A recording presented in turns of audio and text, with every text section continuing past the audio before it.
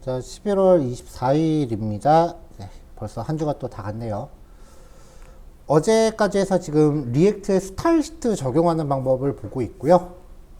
인라인 CSS라고 해서 기본 CSS, 그 다음에 그 CSS 파일 단위로 적용하는 거, CSS 모듈 적용, 그리고 SCSS 적용하는 법과 SCSS에 대한 모듈화 작업, 그리고 마지막으로 스타일드 컴포넌트라고 하는 주제를 소개해 드렸었어요. 스타일드 컴포넌트는 이제 CSS의 파라미터 같은 거를 쓸 수 있기 때문에 좀 더 유용한 거다라고 이야기했었고요. 위에 코드는 어제 잠깐 테스트하느라고 넣은 거니까 무시하셔도 돼요. 자, 오늘은 이제 반응형을 만드는 과정하고요. 그 다음에 데모 페이지, 목록형 컨텐츠의 데모를 한번 만들어 볼 건데요. 어제 배포해드렸던 SCSS 파일들 중에 리스폰시브 파일이 있었어요. 우리가 전에 미디어 쿼리 했었던 거랑 동일한 구조입니다. 이 파일은요, SCSS 파일에서 반응형을 구현할 때, 그러니까 지금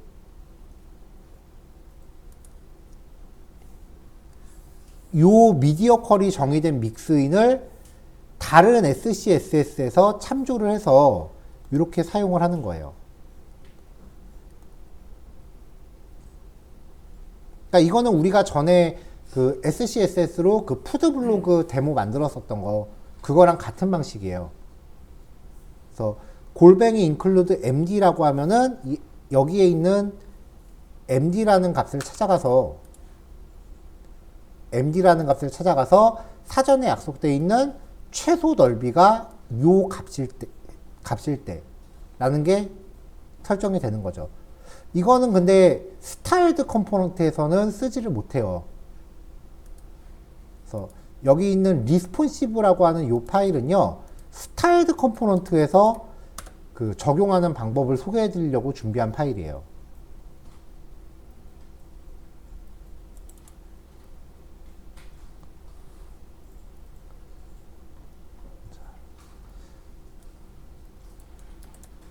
자, 스타일드 컴포넌트 참조해 주고요. 그 다음에 스타일드 컴포넌트 브레이크 포인트라고 하는 애도 같이 가져올게요.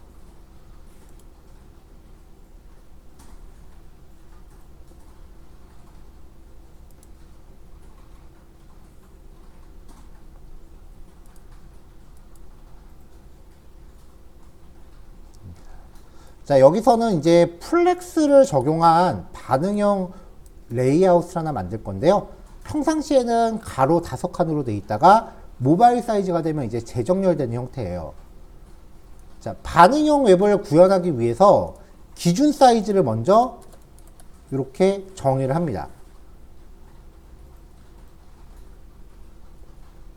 이 반응형 구간을 의미하는 요 약자 이름은 여러분들이 맘대로 정하시면 되고요. 사이즈 구간도 원하시는 대로 나누시면 돼요. 정해져 있는 건 없어요. 다만 제이슨 형식의 구조여야 한다. 요것만 챙기시면 돼요. 자, 이렇게 잡아놓은 기준 사이즈를 사용해서요, 미디어 쿼리 객체를 만듭니다. 이 브레이크 포인트라고 하는 함수한테 이 제이슨 객체를 넣어주면은 이제 리턴 되는 거. 이걸 사용해서 반응형 웹을 만들 거예요.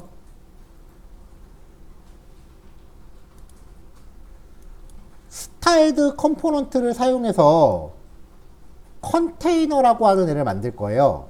그리고 그 안에 컬럼이라는 div도 만들 거예요.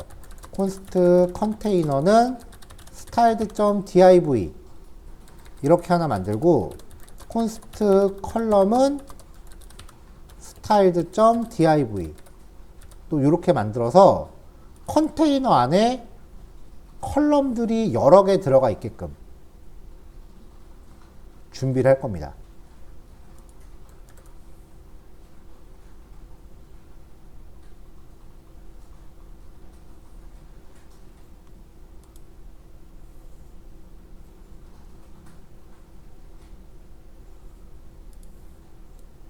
자, 일단 컨테이너는요, 박스 사이징을 보더 박스로 부여를 할게요. 그리고 디스플레이 속성을 플렉스로 부여하고요. 플렉스 랩을 줄바꿈 설정 가능하게끔 명시하겠습니다.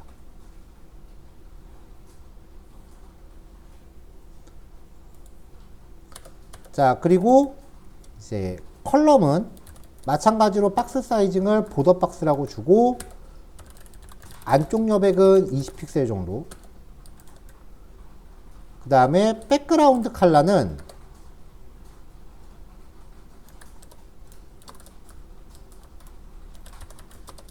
자, 프롭스를 받아서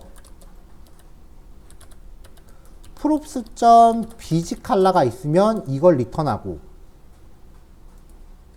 이게 없으면 연한 회색을 리턴하게끔 할게요.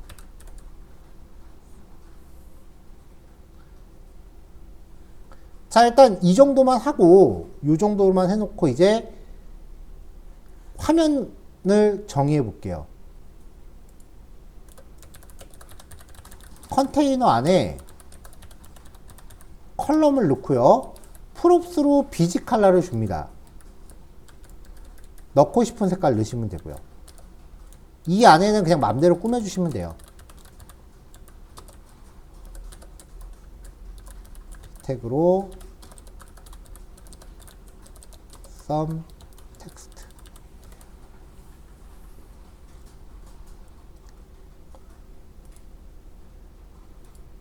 자, 그럼 이렇게 컬럼 하나가 들어있는 거죠.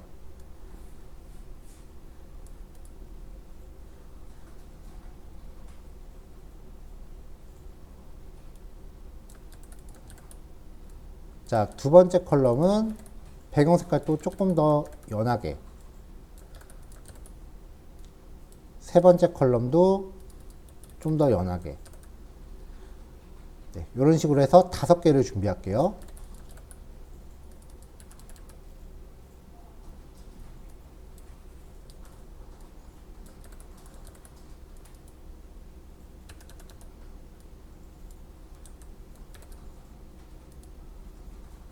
자, 이렇게 하면은 5개의 그 플렉스 박스가 만들어져요.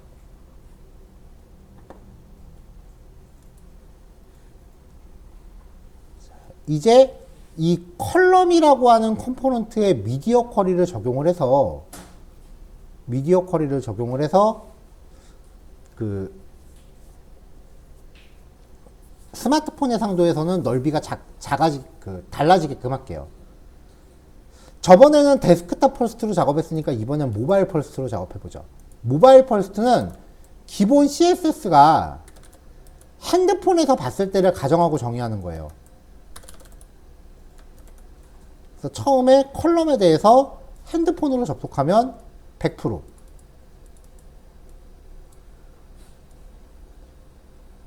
위드스가 100%니까 일단 가로로 계속 차겠죠. 그 다음에 이제 해상도를 점점 키워가면서 특정 구간보다 작은 해상도라는 의미로 민 위드스를 걸어요.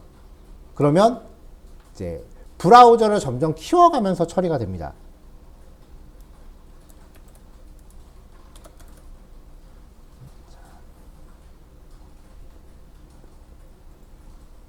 스타일드 컴포넌트에서 미디어 쿼리 쓰는 방법은요. SCSS보다 좀 더 편해요. 달러 중괄호 열고 아까 우리가 미디어 쿼리 객체를 MQ라고 만들었잖아요. MQ.min width 하고서 SM.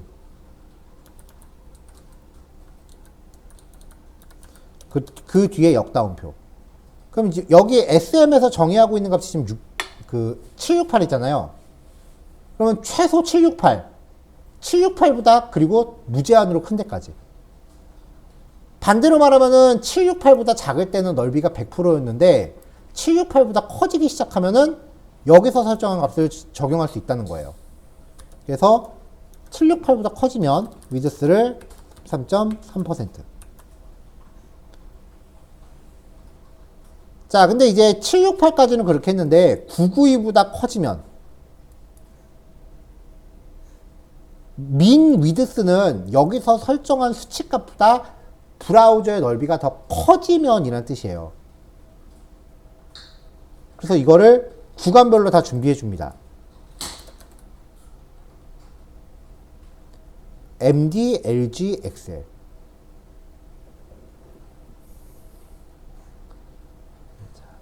SM에서는 50%로 수치값을 좀 바꿀게요. 그럼 스마트폰 제일 작을 때는 가로 100%, SM부터는 50, MD부터는 33.3, LG부터는 25, XL은 20. 자, 그럼 평소에는 이렇게 일렬로 있다가 해상도가 좀 커지기 시작하면 SM에 도달했을 때 넓이가 50%가 되고요. 여기서 좀 더 커지면은 25%.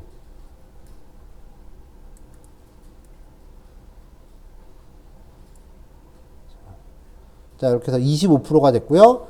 마지막으로 더 커지면은 1200 이상에서는 20%.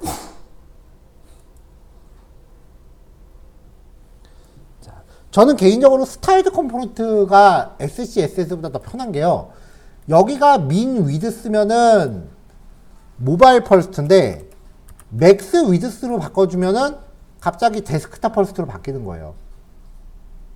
예전에 우리가 있었던 SC, SS에서 모바일인 경우와 그 데스크탑인 경우를 나눠서 코딩했었는데 이거는 한 번에 다 되는 거죠.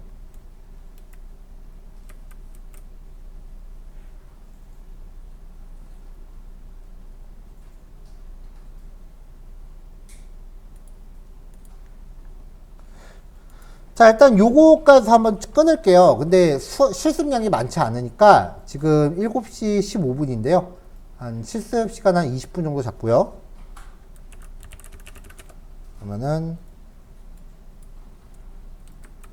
그다음에 15분이니까 7시 35분까지 실습.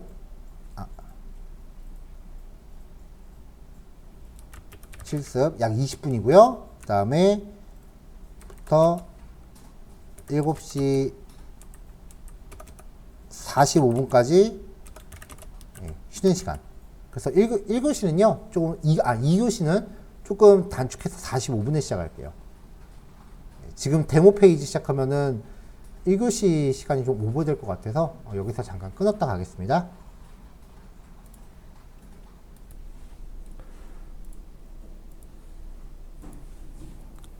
자, 이제 이어서요, 뉴스 기사에 대한 그 페이지 데모를 만들어 볼 건데요. 우리가 보통 이제 뉴스 기사라고 하면은 흔히 리스트형하고 카드형 두 가지 형태로 나눠요. 자, 일단은 카드형부터 한번 진행을 해 볼게요. 자, 여기에서 이제 두 개의 페이지를 만들어서 서브 라우팅을 시킬 거예요. 자, 임포트 링크 라우트 from react router DOM 시키고요.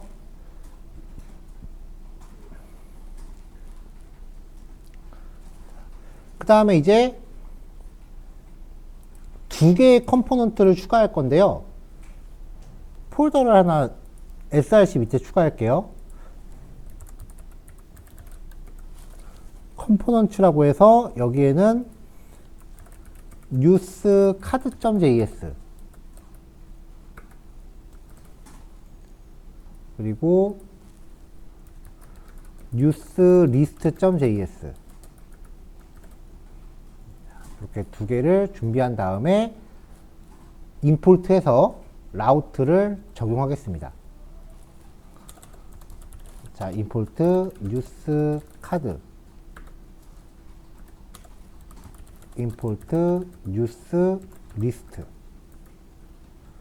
그리고 제가 어제 배포해드린 자료에 newsdata.js라는 파일이 들어있을 거예요. 얘도 임포트를 할게요. import newsdata.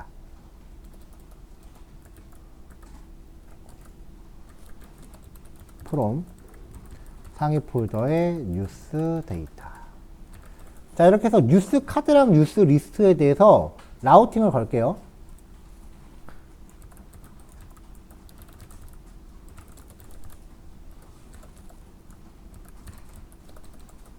스타일 시트 없이 간단하게 그냥 텍스트 링크만 걸겠습니다.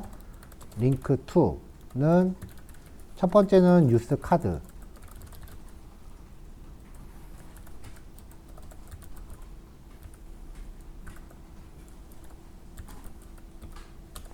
또 링크 2 두 번째는 뉴스 리스트.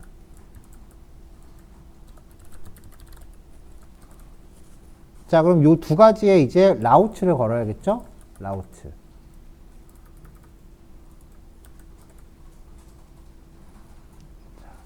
자, 지금 뭐 진행하시는 분도 계신 것 같으니까 잠깐 기다릴게요. 네, 실행했을 때 이렇게 메뉴가 나왔고, 클릭하면은 아직 안에 아무것도 구현을 안 했으니까 보이는 건 없을 겁니다. 일단은 카드형부터 만들게요.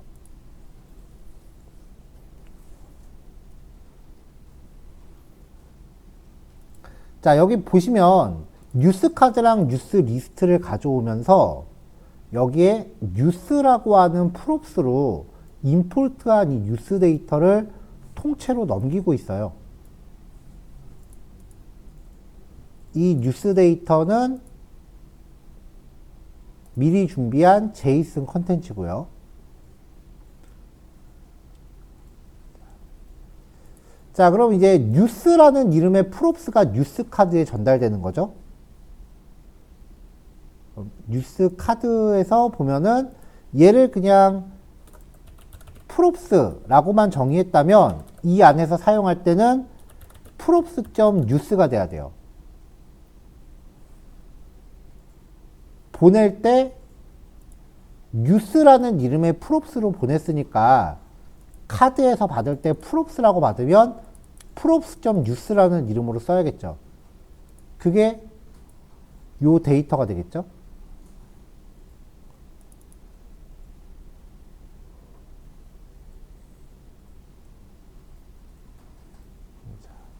자, 그럼 아예 props를 받을 때 처음부터 구조분해해서 뉴스라고 받는 것도 하나의 방법이라고 했었습니다.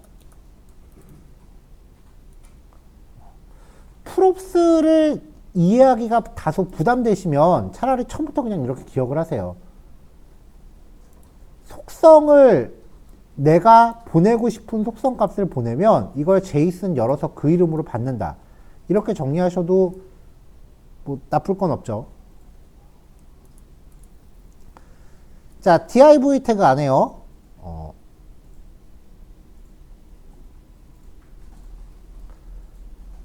컨테이너를 놓을 건데요. 일단은 여기서도 반응형 앱을 구현할 거니까 스타일드 컴포넌트와 스타일드 컴포넌트 브레이크 포인트를 걸게요. 그리고 아까 우리가 했었던 대로 반응형 앱에 대한 기준 사이즈도 독사해서 갖다 놓겠습니다. 그 다음에 미디어 쿼리 객체도 넣어 놓으시고요.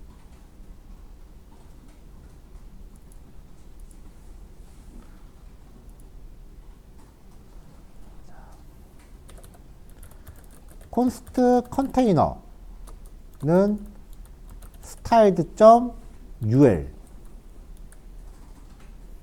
이라고 준비해서 이 컨테이너를 뭐 div 안에다가 이렇게 넣죠. 카드 컨테이너라고 할게요.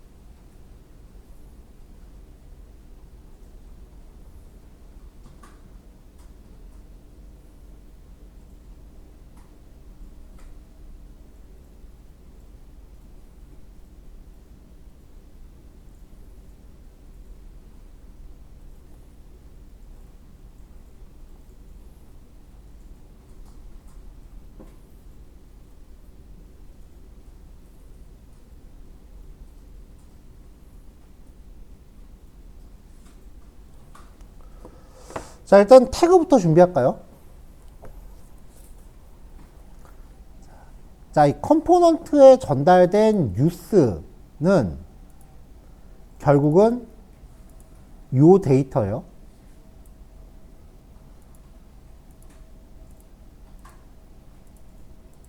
자, 이렇게 뉴스 기사가 있는데 전체적으로 배열이죠. 그리고 카드 컨테이너는 UL 태그죠. 그럼 여기서 중괄호 열고 news.map이라고 반복을 걸면 콜백 함수 넣고요.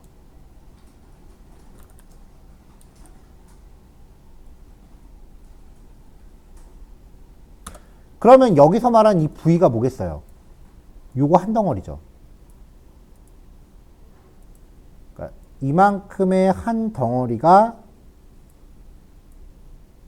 V가 되는 거예요. 그럼 v.author, v.title, v.description, v.url, v.image, v.datetime. JSON 객체니까 v.author 뭐 이런 식으로 접근이 가능하잖아요. 그럼 얘도 구조 분해할게요. const url 뭐 순서는 상관없어요. 이미지, 타이틀, 디스크립션, author, 데이트 타임은 V다. 그럼 V 안에 있는 객체들이 개별 변수에 분해되는 거죠. 코딩하면서 반드시 이렇게 구조 분해를 해야 될 필요는 없어요. 꼭 해야 되는 거 아니에요. 나는 v.title이라고 할래. 그럼 그렇게 하셔도 돼요. 근데 왠지 모르겠는데 유난히 리액트 쓰는 사람들이 구조 분해를 되게 좋아해요. 왠지는 모르겠어요. 괜히 리액트 개발자들 사이에서 거의 유행이다시피 안 해도 되는 부분에 무리해서 구조 분해 하더라고요. 심지어 어떤 식으로까지 하냐면요. 요 부위가 이렇게 분해된 거죠. 그럼 결국은 이 부위가 분해된 거네요. 그러니까 아예 함수에 파라미터 정할 때부터 이렇게 분해해서 정하기도 해요. 이렇게요. 이게 멋있다고 생각하는 건지 이거 되게 좋아하는데 나중에 좀 지나면 괄호 때문에 되게 헷갈려요. 뭐 개인의 취향이니까 뭐 말릴 생각은 없지만 저는 그렇게 즐기진 않아요. 근데 다른 책들 같은 거 보면 이런 코드가 너무 많이 나와서 예제에는 넣을 수 있는 한 최대한 넣습니다. 자, 그럼 이 맵 함수는 V 객체가 갖고 있는 데이터 수만큼 반복을 할 거예요. 그럼 여기서 return 하고서 li 태그를 처리해 주면 li 태그 안에는 다짜고짜 링크 들어가는 게 국룰이었죠, 우리. 여기에 나와 있는 이 URL 값은 뉴스 기사 본문으로의 링크예요. URL이에요. 그러니까 지금 우리가 만들고 있는 사이트 외부로 링크를 거는 거죠. 외부로 링크 걸 때는 그냥 A 태그 씁니다. 여기서 href는 URL 걸어주시면 되고요. 새 창으로 열 거예요. 타겟 언더바 블랭크. HTML은 이렇게만 해줘도 되거든요. 근데 리액트는 이렇게 해서 링크 걸면 난리가 나요. 일단 여기에 가볍게 조금 이따 고칠 거긴 한데 일단 타이틀만 잠깐 넣었어요. 결과만 좀 확인하려고요.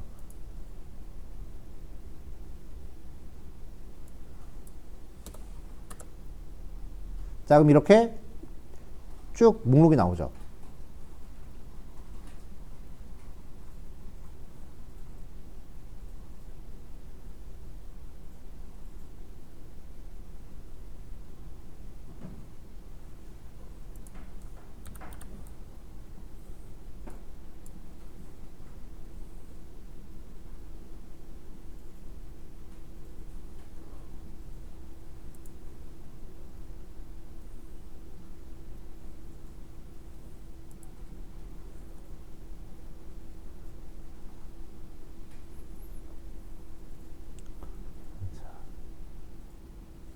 그리고 클릭하면은 이제 새 창으로 해당 링크로 이렇게 들어갈 텐데,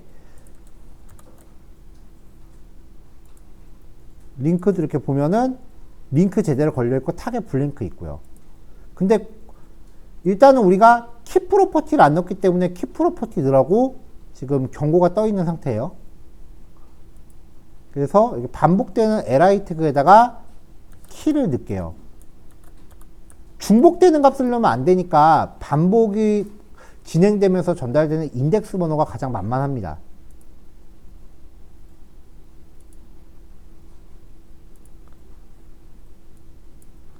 자, 이렇게 해서 새 창으로 처리하고요.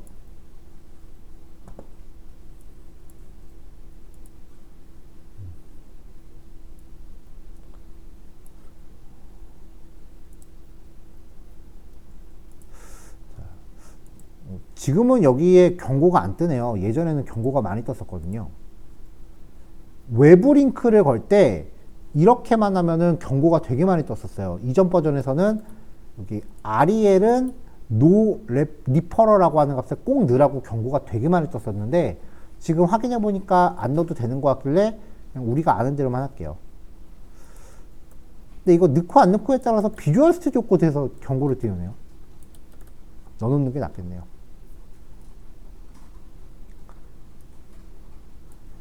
자, 이 안에서 일단 이미지 src는 한 다음에 이미지 주소 걸고요. alt 속성은 타이틀 걸겠습니다. 그리고 또다시 div 태그를 놓고 h3 태그로 기사 제목, p 태그로 기사 요약, 목록 정의로 li 태그의 작성자, 또 li 태그로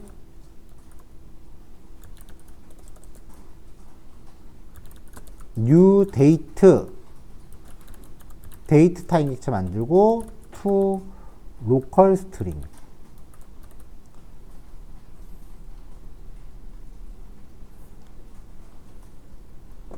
자, 이렇게 구성하면은 일단 HTML에 가져온 정보를 전부 출력하는 건 됐어요. 이제 이렇게 만들어 놓고 CSS 좀 꾸며 볼게요. 자, 여기까지 잠깐 기다릴게요. 자, 미리 준비한 카드 컨테이너라고 하는 이 항목에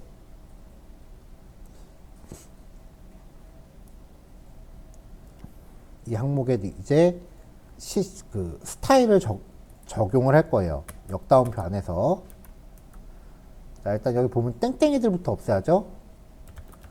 리스트 스타일 논. 그리고 패딩 0, 마진 0. 위드스는 100% 줄 거고요. 박스 사이징은 보더 박스. 자, 디스플레이 플렉스 걸면은 모든 li 태그가 가로로 배열되겠죠? 옆으로 이렇게 배열되겠죠? 이미지 크기 때문에 지금 다 넓이가 커요.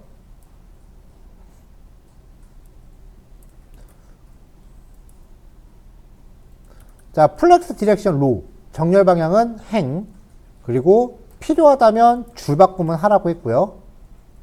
삐져나가는 애들 이렇게 줄 바꾸면 될 거고, justify 컨텐츠는 스페이스 이븐리, 가로축으로 배치될 때 간격은 알아서 배치해라. 자, 이 정도로 UL 태그를 잡을게요. 그럼 이제 그 다음에 들어가려는 li 태그예요. 요 안에서 그냥 li 이렇게 하셔도 돼요. 그럼 UL 태그 안에 있는 li 태그니까 맞잖아요. 아니면 클래스 이름을 잡아주셔도 돼요. 요 li 태그한테 클래스 네임은 한 다음에 카드 아이템이라고 주고 나서 점 카드 아이템.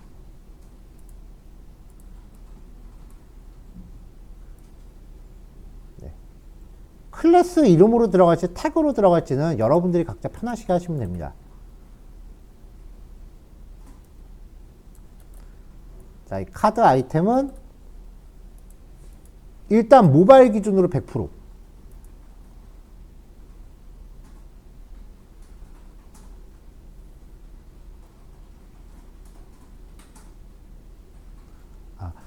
교환, 지금 여러분들한테 배포된 자료에는 모바일 펄스트로 되어 있으니까요.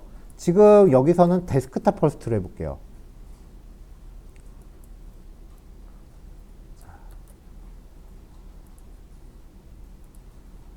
자, 위드스를 20%.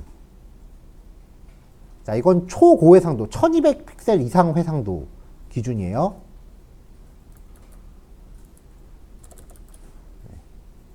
기본.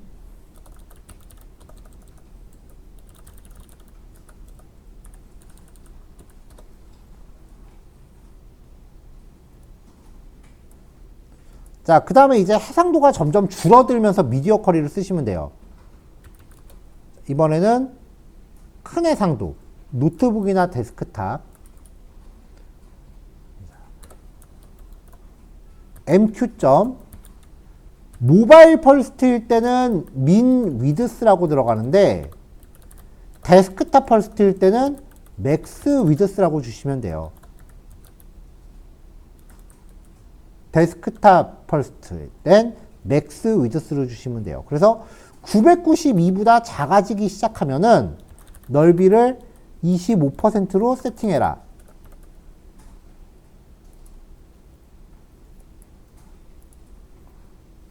자, 그러면 엄청 클 때는 5개인데 해상도가 더 줄어들면 이제 그 25%씩 되는 거죠.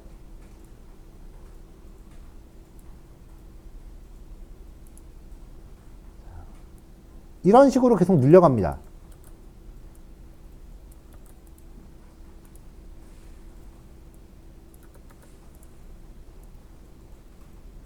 자, 중간 해상도.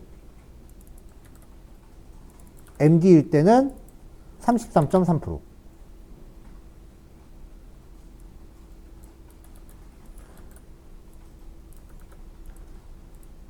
그 다음에 SM일 때는 50%. 마지막으로 SM까지만 했네요. 이렇게. 그러니까 처음에는 1200 픽셀 이상일 때는 넓이가 20%였는데 992보다 이제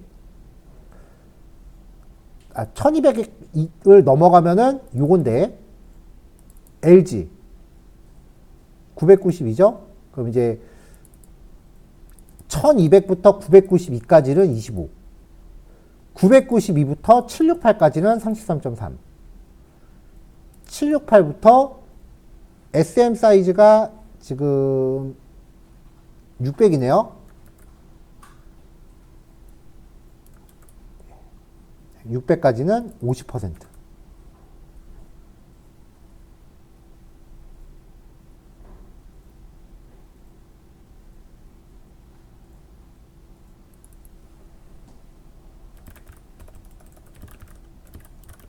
자, 얘는 스마트폰이죠.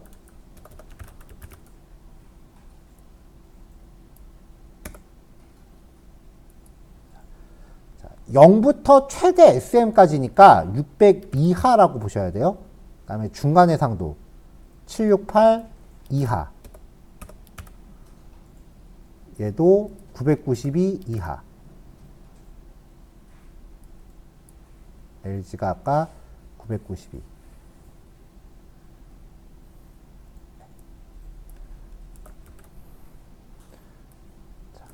우리 해상도 하나가 더 있었어요.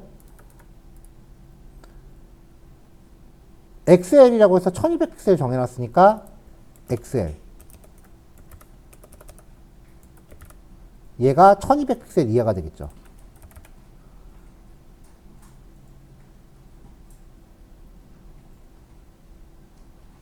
자, 여기도 똑같이 20% 할게요. 여기서 더 줄이면은 더 이상 갈 데가 없겠네요. 25로 할게요.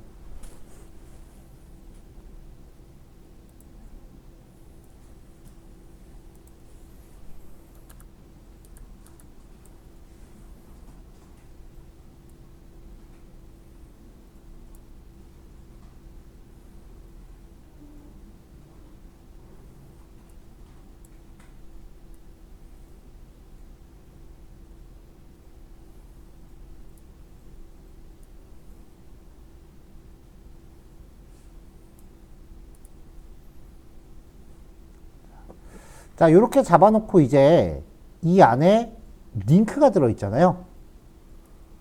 링크의 클래스를 클래스 네임은 한 다음에 리스트 아이템 링크라고 잡아줄게요.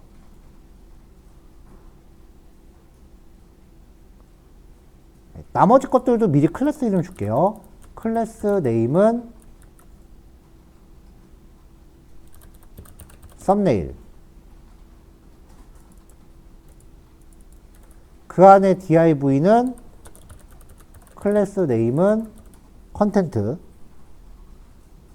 그리고 h3p_ulli 얘네는 클래스 없이 가겠습니다.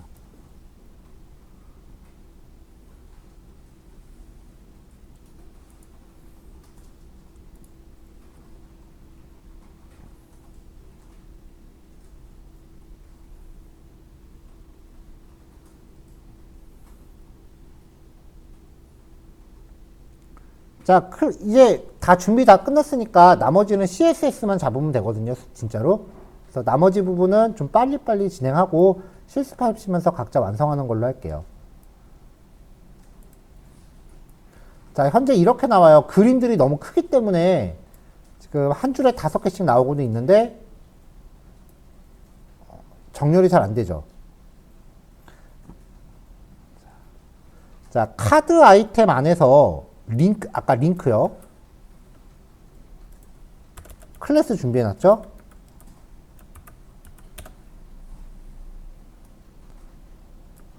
테두리 주고 박스 사이징, 보더 박스를 준 다음에 위드 웨이트 100%로 주고요. 지금 링크 안에 그림과 제목과 컨텐츠 등등이 있으니까 얘도 플렉스 겁니다. 그 다음에 줄바꿈 처리해주고 링크 안에 플렉스를 걸었으니까 지금 링크 안에 있는 얘네들이 지금 일렬로 가로로 배치된 거예요. 이거를 플렉스 디렉션을 컬럼으로 바꿔서 세로 배치로 다시 놔요. 그럼 링크 안에 테두리가 들어있고 그 안에 있는 그림들이고 뭐고 전부 이 안으로 종속이 되면서 일단 컨텐츠 보이기 시작을 해요. 자, 텍스트 라인 센터에서 가운데 맞춰주고요. 텍스트 데코레이션 논 주고 칼라 트랜지션 준 걸게요. 자, 이 링크 안에 썸네일 있었죠? 제일 급한 게 지금 그림인 것 같으니까 그림부터 해결하죠. 썸네일을 넓이 100%, 높이 150. 디스플레이 블록, 오브젝트 픽 커버. 그리고 플렉스 논. 플렉스 논이라면은 부모한테 디스플레이 플렉스를 줬을 때 자식은 플렉스의 영향을 안 받아요.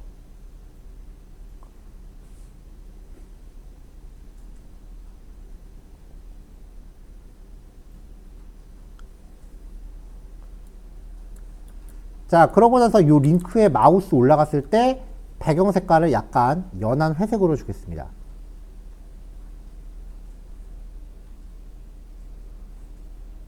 자, 이제 컨텐트, 여기 안에 텍스트 들어있는 영역이요. 컨텐트.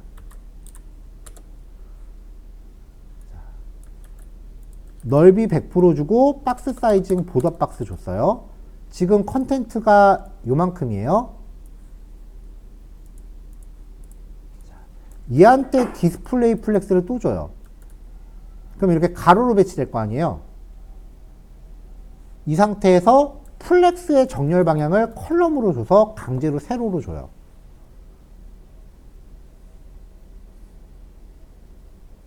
그리고 플렉스의 정렬 방향을 플렉스 스타트, 정렬 방향을 이제 전부 다 상단으로 맞춰준 거고요. 원래 그대로만 써도 세로 방향으로 정렬이 되는 애들을 굳이 플렉스까지 써가면서 억지로 컬럼 방향으로 정렬시킨 이유가요. 그렇잖아요. 플렉스 안 써도 원래 세로로 정렬되는 애들이잖아요. 얘네들을 굳이 플렉스 디렉션까지 써가면서 다시 세로로 정렬한 이유가 이 얼라인 컨텐트 때문에 그래요. 얼라인 컨텐츠랑 저스티파이 컨텐츠 요거 쓰려고 그러는 거예요. 저스티파이 컨텐츠를 스페이스 비트윈 같은 걸로 주면 얘네가 간격을 조절하면서 배치할 수 있거든요. 얼라인 컨텐츠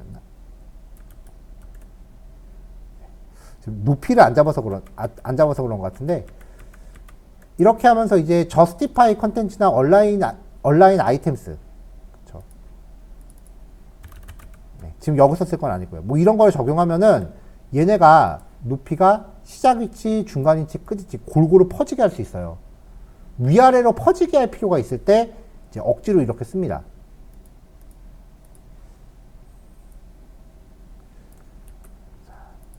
자, 여기서 이제 패딩 안쪽으로 여백을 좀 줬고요.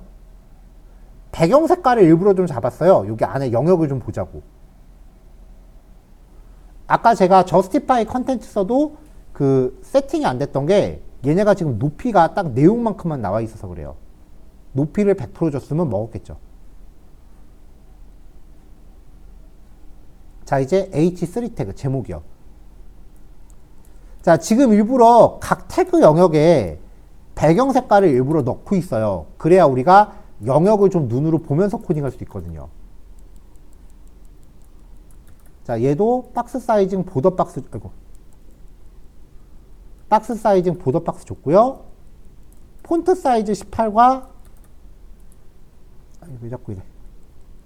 폰트 사이즈 18과 글자 굵게. 그럼 글자 사이즈가 좀 세팅이 됐죠? 아래쪽에 지금 여백이 있어서 글자를 너무 많이 밀고 있으니까 마진 0. 그 다음에 아래쪽으로 마진은 일부러 10픽셀 정도 줘서 조금 더 밀었고요. 자, 제목의 라인 수가 지금 제각각이죠. 그래서 이 H3 태그의 디스플레이 웹킷 박스, 그리고 오버플로우 히든, 텍스트 오버플로우 일립시스, 그 다음에 웹킷 라인 클램프랑 웹킷 박스 오리엔트, 이렇게 쓰면은 내가 원하는 라인 수만큼 말줄임을 강제할 수 있었어요.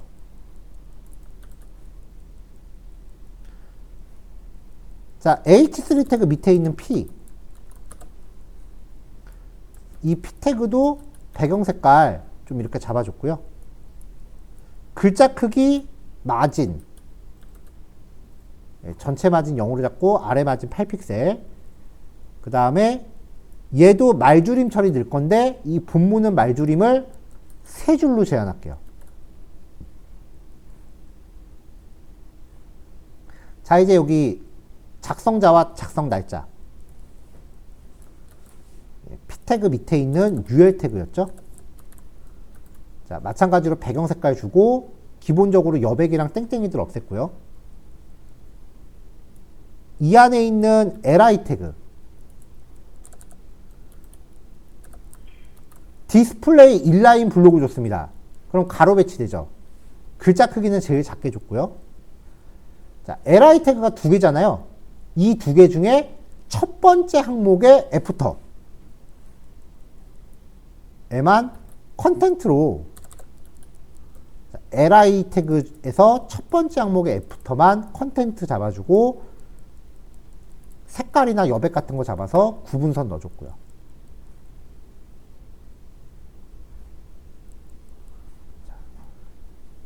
자, 지금 한 줄에 4개씩 나오고 있네요. 사이즈가 현재 LG로 인식됐다는 거죠. 자, 5개,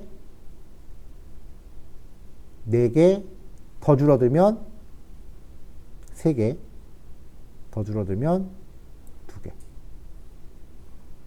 만약에 모바일에서 여기 100%라고 했다면 이렇게 나오겠죠. 네, 이런 스타일을 카드 레이아웃이라고 해요. 각각의 박스 영역 백그라운드 컬러로 부여했으니까 이게 어느 영역인지 CSS 코딩하면서 가늠하시기 좀 편할 거고요. 이 레이아웃 우리 자바스크립트에서도 한번 나왔었고요. 그 다음에 CSS에서도 이런 레이아웃 한번 나왔었어요. 그때 했었던 코드 재사용한 겁니다. 자, 요번 글씨 요거까지만 할게요. 요거 완성하시고 9시에 뵙죠.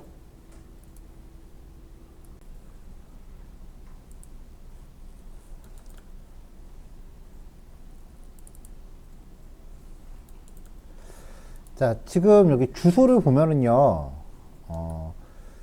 뉴스라고 하는 메인 메뉴를 클릭했을 때, 이제 뉴스 이렇게 들어오고요. 여기 하위에서 카드를 클릭하면은, 여기 우리가 서브 링크 걸었던 걸 보면은, 그냥 현재 폴더 안에서 뉴스 카드라고 건 거예요. 그럼 얘를 클릭하면은, 여기 밑에 링크가 주소가 붙어요. 이렇게요. 그리고 나서 또 얘를 클릭하면은 현재 폴더 안에서 주소가 또 붙어요. 클릭하면 계속 이렇게 붙어요. 이게 예전 버전은 안 그랬는데 버전이 바뀌면서 이게 특성이 좀 바뀌었나 봐요. 저도 그때 조금 의아했던 게 여기를 이제 절대 경로를 안 걸고 꼭 상대 경로로만 걸어야 되나 뭐 이런 좀 의문이 좀 있었는데 이 부분이 좀 해결이 된 것 같아요. 무슨 말이냐면은 이 지금 이 news.js 자체가 app.js에서 주소가 /news로 지금 걸려 있잖아요.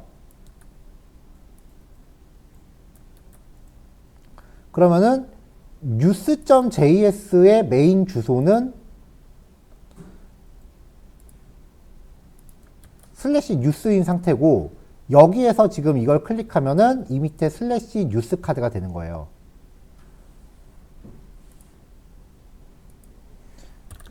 뉴스 카드 이런 식으로. 이 상태에서 링크를 또 클릭하면은 지금 걸려 있는 게 현재 폴더 안에서 같은 폴더라는 뜻이니까 이 밑에 또 뉴스 카드, 또 /뉴스 카드 이런 식으로 계속 쌓여요. 지금 주소가 그럴 수밖에 없는 상태예요.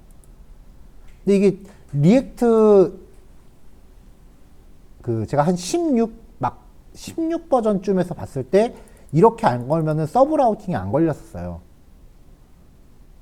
그래도 지가 알아서 잘 찾아가더라고요. 그게 좀 이상하다 싶었는데 저도 요거 예제 가동해 놓고 확인해 보니까 이제 이게 해결이 됐는지 링크가 계속 쌓여요. 그래서 서브 라우팅을 걸 때요. 이게 지금 뉴스 밑에 뉴스 카드인 거잖아요. app.js에서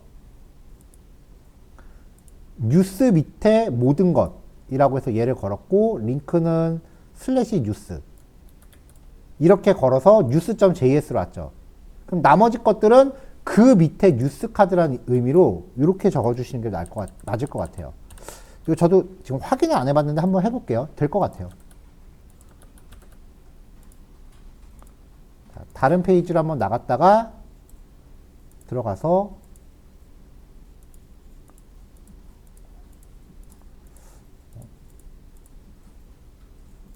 라우트 걸 때는 그냥 이름만 명시해 주시고요. 링크에 걸 때는 상단부터 차례대로 이렇게 정리하시면 되겠어요.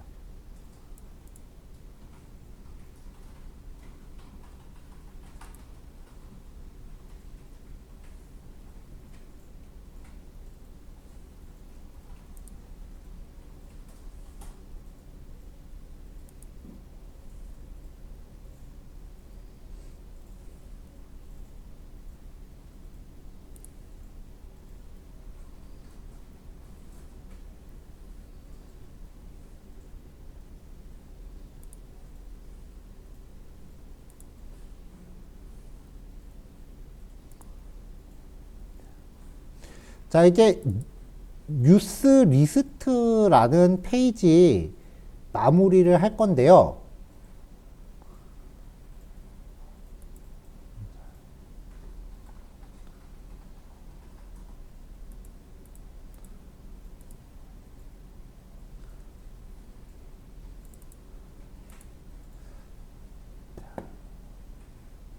리스트 같은 경우는 이제 이미지가 왼쪽에 있고 그 다음에 텍스트가 이렇게 오른쪽으로 들어가는 이런 형태의 컨텐츠예요. 일단은 여기도 스타일드 컴포넌트는 쓸 거니까 스타일드 컴포넌트 참조를 하고요. 상단에 리스트 컨테이너라고 잡아주겠습니다.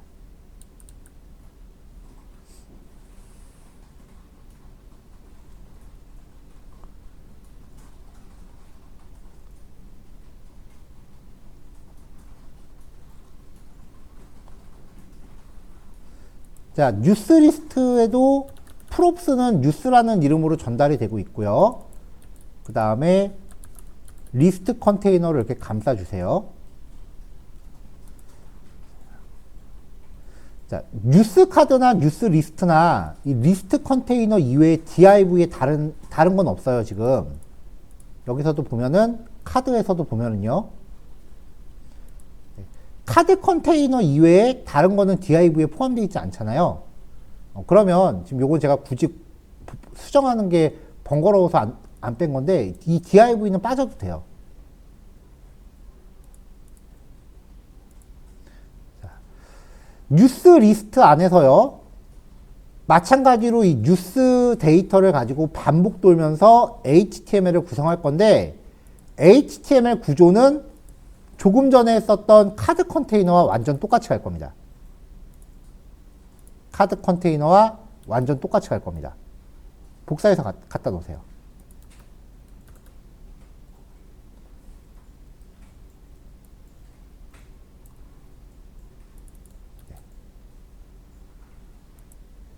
대신에 여기 카드 아이템이라고 되어 있는 요 이름만 리스트 아이템으로 바꿀게요.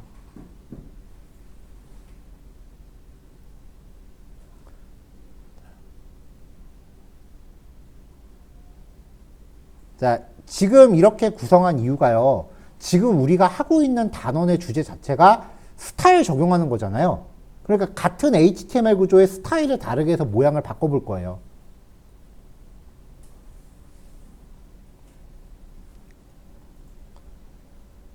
자, 마지막 예제니까 CSS 후딱 진행할게요.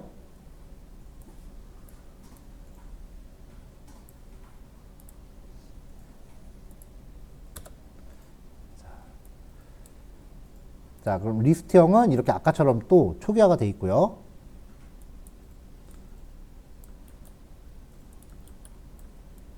자, 리스트 스타일 논 여백 100% 박스 사이징 보더 박스에서 일단 자잘한 여백들 다 없앴고요.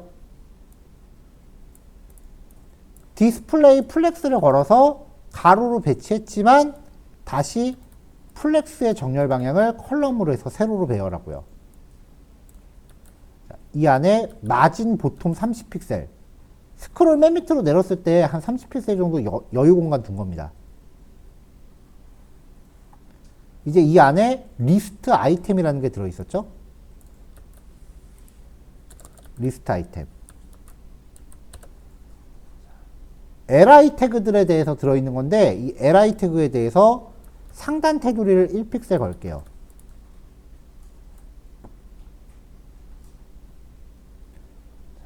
자, 그럼 여기 상단 테두리 지금 1픽셀 걸려 있어요. 보이시나요? 선 가 있는 거? 자, 상단이니까 맨 마지막 거에 뚜껑을 닫아주던지 아니면은 맨 위에 뚫어주던지. 여기서는 마지막 거에 아래쪽 뚜껑을 닫았습니다.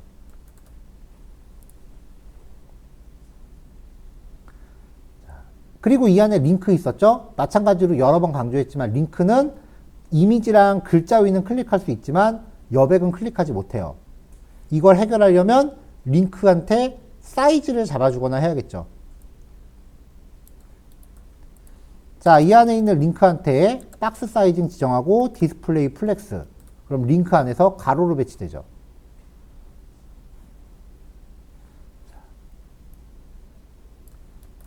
그리고 링크에 마우스 올렸을 때 얘한테 호버가 적용됐을 때니까 엔드 호버. 배경 색깔 바꿔주고요. 링크 안에 있는 썸네일, 이미지 클래스. 링크 안에, 여기다 넣으면은 마우스 올렸을 때 그 안에 이미지가 돼요. 호버 바깥이에요.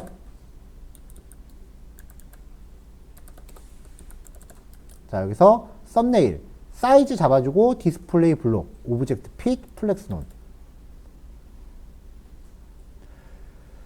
부모한테 플렉스를 줬는데 자식한테 플렉스 논을 주는 이유가요. 부모가 플렉스를 갖고 있으면 자식이 사이즈를 가져도 부모가 자꾸 관여해요. 자식 사이즈에.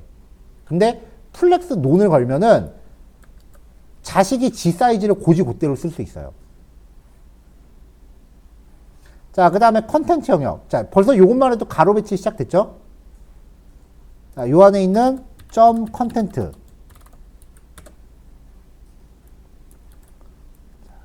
자, 플렉스 속성을 0, 1, 오토라고 해서 남은 공간을 다 차지하게 하고요. 패딩을 줘서 적당히 여백 잡아줬습니다. 컨텐츠 영역의 배경 색깔 약간 노란색 계열로 잡아줬고요. 이 안에 있는 H3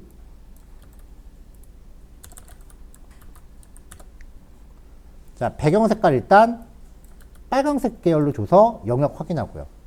어떤 영역을 작업할 때 일단 그 영역에 배경 색깔부터 이렇게 주시면 아 여기구나 하면서 볼 수 있어요. 그럼 개발자 도구로 여는 횟수가 좀 줄거든요. 자, 박스 사이징, 보더 박스 걸고 글자 크기 18 글자 굵게 자, 마진 다 없애고 상하 좌우 다 없애고 아래쪽만 부여했어요.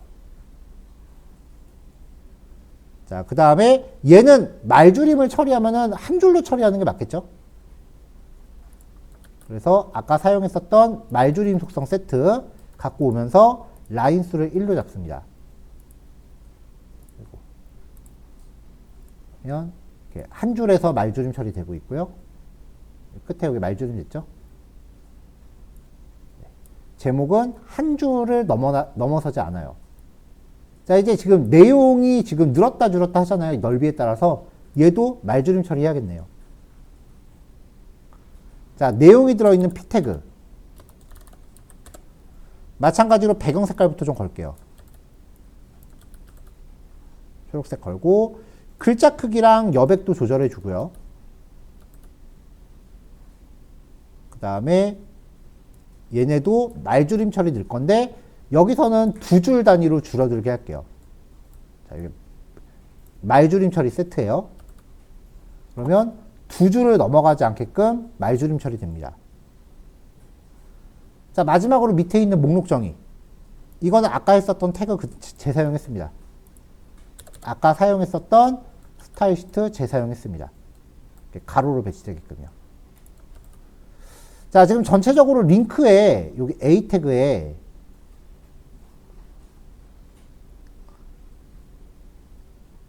이 링크에 별다른 데코레이션은 안 들어가서 이렇게 나오는데요. 좀 더 완벽하게 한다면 이거는 교환이 없어요.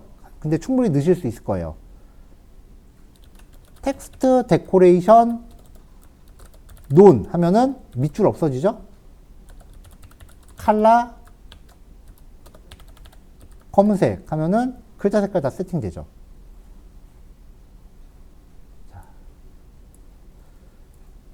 자, 여기서는 지금 넓이가 어떻게 됐건 간에 맞춰서 말줄임 처리하게끔 했으니까 굳이 반응형 처리는 필요 없겠죠. 말줄임이 되니까. 자, 이렇게 해서 같은 HTML 구조에서 SCSS만 바꿔서 다른 형태의 UI를 만들었고요. 요 UI들은 다른 예제들에서도 몇 번 재사용될 겁니다. 자, 보시는 것처럼 스타일드 컴포넌트는요, 예전에는 우리가 뭔가 만든다라고 하면은 HTML, 자바스크립트 파일, 그 다음에 CSS 파일이 다 쪼개져 있었어요. 근데 스타일드 컴포넌트의 의의는요, 자바스크립트 파일 하나에 그 모든 요소를 완벽하게 다 담아요. 그러니까 페이지의 구성 요소 하나를 완벽하게 스크립트 파일 하나로 통제할 수 있어요. 파일이 여기저기 쪼개지기 시작한다면 그 파일은 기왕 쪼개는 거 여기저기서 재사용할 수 있게끔 고려하면서 만들게 돼요. 근데 한 파일 안에 모든 걸 딱 특정 부분에 최적화된 내용만 완벽하게 담을 수 있다면 굳이 다른 부분은 신경 안 써도 돼요. 딱 한 부분만 제대로 표현하면 되는 거죠. 이거는 만드는 사람의 가치관 문제예요. 재사용을 중시하면서 여기저기 쓸 수 있게 범용적으로 만드느냐, 아니면 한 군데만 완벽하게 표현해서 다른 요소의 그 다른 요소가 끼어들 여지를 완벽하게 차단하느냐.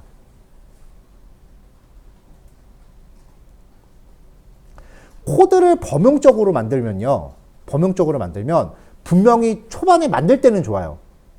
왜냐하면 여기저기 재사용할 수 있으니까요. 근데 거기에 대한 부작용이 뭐냐면 유지 보수가 좀 까다로워져요. 나중에 어디 하나를 수정하려고 그러면 그걸로 인해서 다른 데 발생하는 사이드 이펙트까지 내가 고려를 해야 되거든요.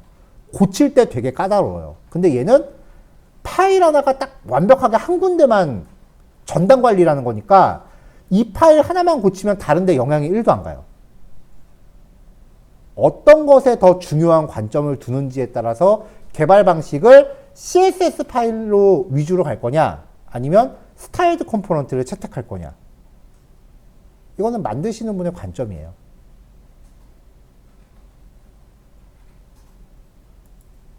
신규 프로젝트 위주로 하면은 당연히 그 CSS 파일로 이렇게 쪼개는 게 낫겠죠.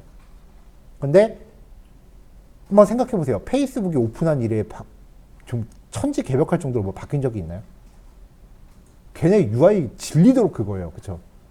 걔네들 입장에서는 수정하기, 새롭게 사이트를 뜯어고치지 않는 이상 그래도 걔네 은근히 자잘자잘하게 여기저기 바뀌었어요. 걔네 입장에서는 유지보수에 초점을 맞출 수밖에 없을 거라고 생각을 해요. 제 생각에. 신규 사이트를 만들 때 좀 더 코드 하나가 여러 가지 효과를 내고자 한다면 SCSS나 CSS를 만들면서 클래스 위주로 작업을 하세요. 그러면 이 클래스는 여기저기 재사용할 수 있잖아요. 스타일드 컴포넌트는 딱 한 군데만 만들고 끝나는 거죠.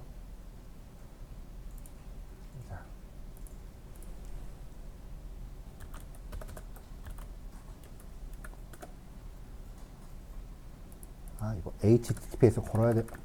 인증서 넣어야 되는데.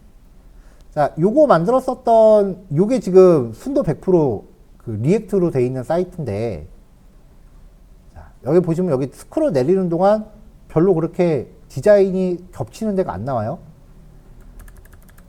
자, 얘 같은 경우는 요거 하나만 만들었고요.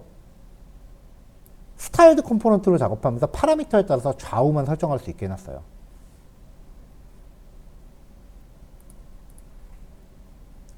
플로트 레프트냐 라이트냐 그것만 주면 되겠죠. 여기는 다른데 재사용된 게 없고요. 요 디자인은 다른 페이지에 똑같이 들어가긴 합니다. 근데 그다지 수정은 안 되고 있기 때문에 그냥 요거 자체를 컴포넌트화 했습니다. 그러면 이걸 통째로 다른데 재사용할 수 있잖아요. 여기 UI는 다른 데서 재사용되는 바 없습니다. 뭐 헤더 푸터는 말할 것도 없고요. 자, 여기 지금 이렇게 들어가 있는데요. 위에 카테고리하고 이걸 보시는 게 나아요. 여기가 좀 많이 올라가 있으니까 카테고리 들어가 있고 카드형, 리스트형. 저 진짜 제가 안 쓰는 거는 소개 안 해요. 진짜 여기 들어간 거 태그 똑같이 하고서 이렇게 스타일드 컴포넌트만 바꾼 거예요.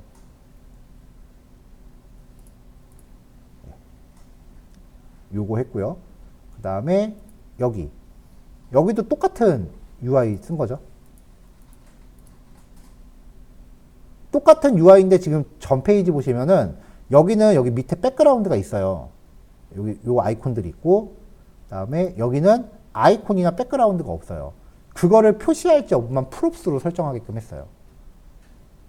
프롭스 값이 있으면은 디스플레이 블록, 그렇지 않으면 디스플레이 논. 배경 색깔도 프롭스 파라미터로 받아서 화이트로 할지 그레이로 할지. 여기 카테고리 요 항목들은 색상 값은 프롭스로 전달하게끔 했고 항목은 우리 뉴스리스트처럼 그 데이터 보냈고요. 네. 여기 게시판들 얘네들은 그냥 하나 만들어서 계속 재사용했어요. 이 게시판들은.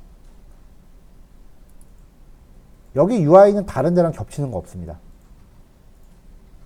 근데 요거는 리액트로 도저히 못하겠더라고요. 그래서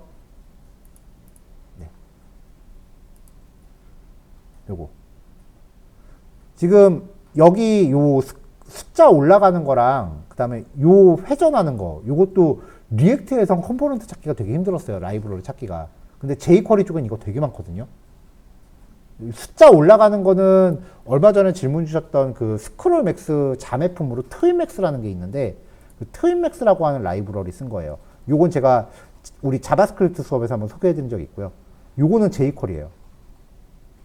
그러니까 지금 여기에 jQuery가 들어있어요. 리액트를 쓸 때 화면을 재사용한다라는 이점에 있어서는 굉장히 편한데 애니메이션 위주로 한다라고 하면 되게 힘들어요, 사실.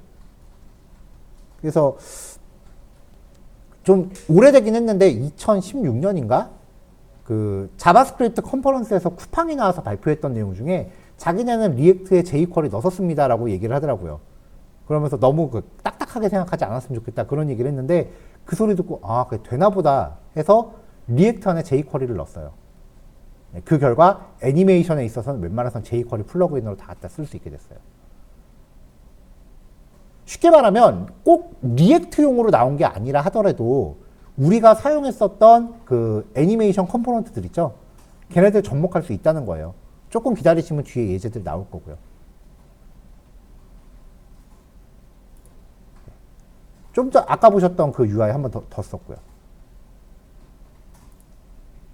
이건 뭐 간단한 거고. 게시판, 문의.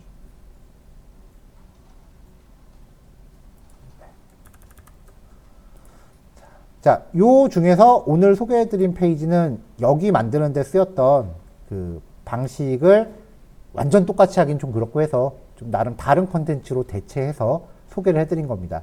버튼 눌렀을 때 리스트 스타일과 카드 스타일로 바꿔서요.